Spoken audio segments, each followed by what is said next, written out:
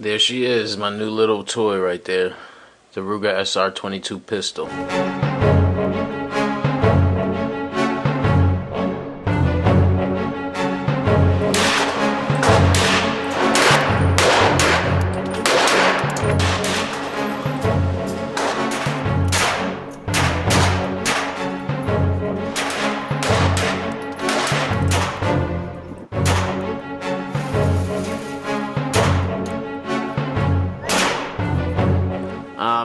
I hear it's pretty similar to the Walther 22. Never owned one, so I'm not exactly sure. Just from looking at pictures, it looks a little similar. But once reading on forums and checking out other people's videos, there's a lot of differences. When you purchase it, you get the 2 magazines, which is great. 2 10-round magazines. Wonderful addition.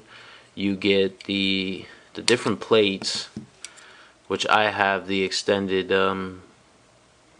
pinky grip on my magazines.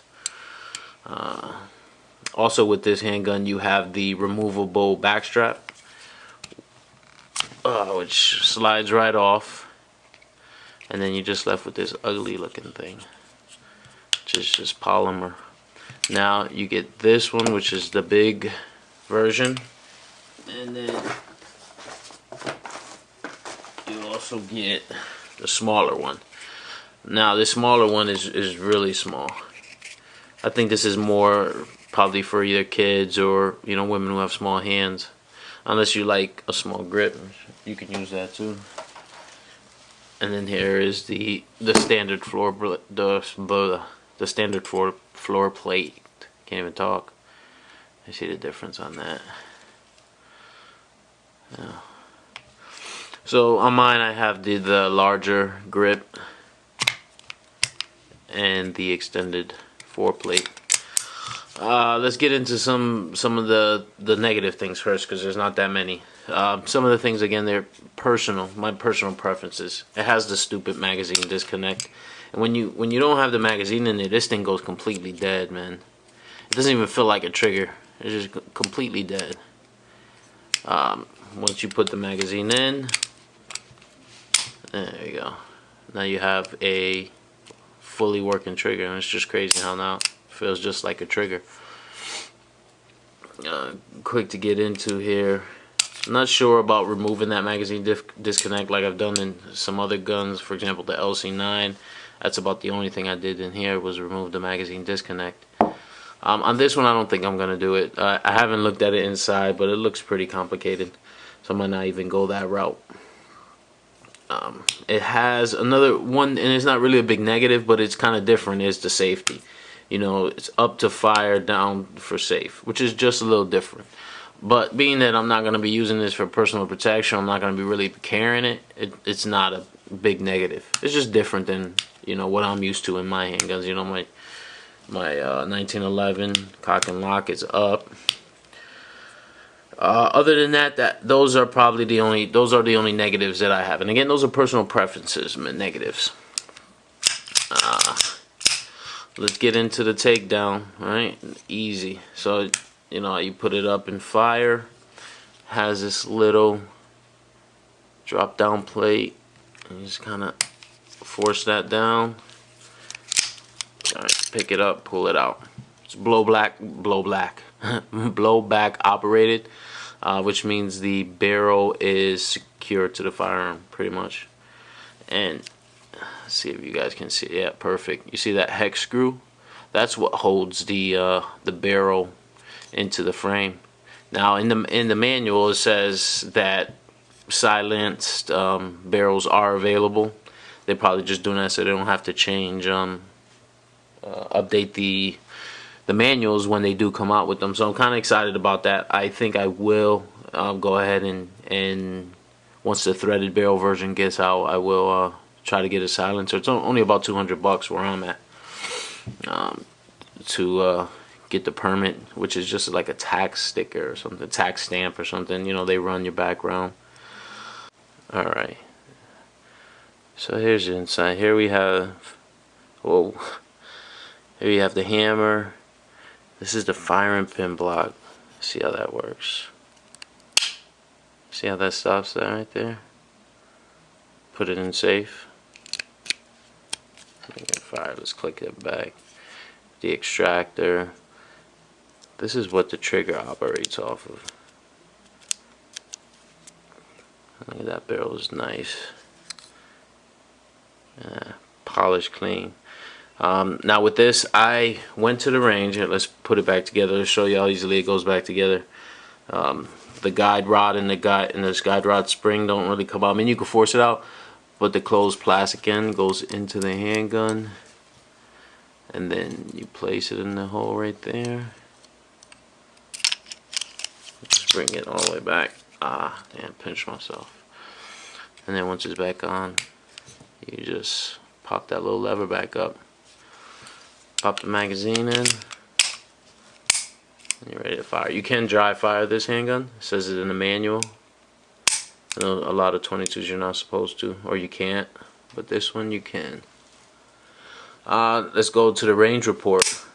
On here, what I did was, you see I have the Blazer 22 long rifle. This is the bulk ammo. It's 40 grain lead nose. So this is lead round nose. This is just bulk ammo, lead. And then we have the CCI mini mags, we have 22 long rifle, hollow points, and then we got the Thunderbolts. I know a lot of people don't like these Thunderbolts, right?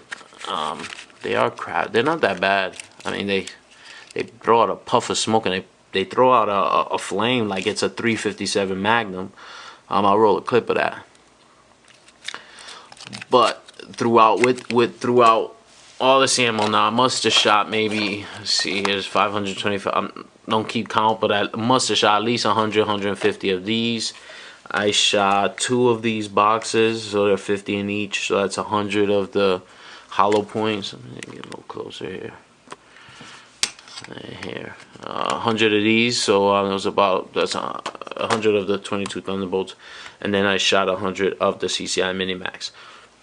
Now what I did was I shot these, then I shot these, and then I shot those last. And I shot those last because the range master at the range told me that, you know, if you're shooting cheaper ammo, dirty ammo, lead, or this stuff, which the thing a lot of people don't like about this is that it has like some type of coating on there.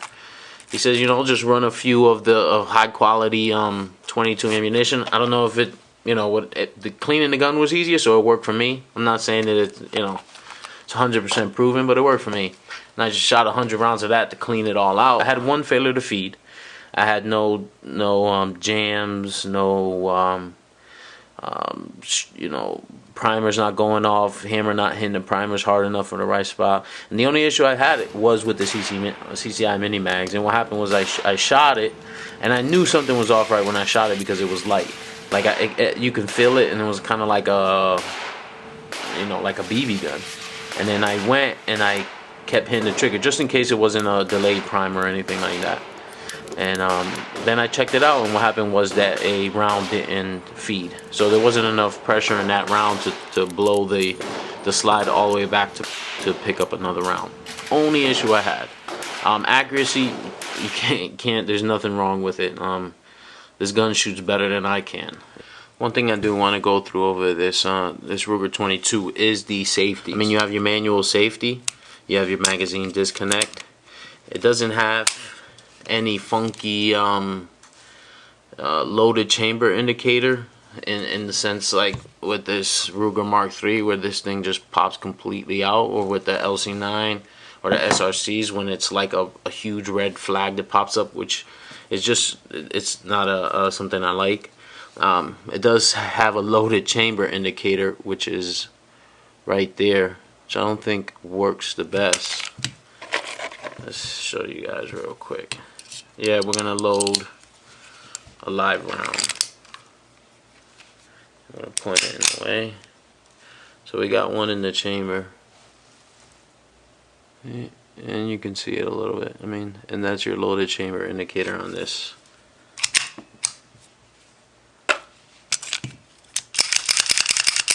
Alright, so I hope you guys enjoyed this video. Let me know what you think. Definitely, if you're in the market for a 22 and you're looking at this or a Walther, why not pick this up?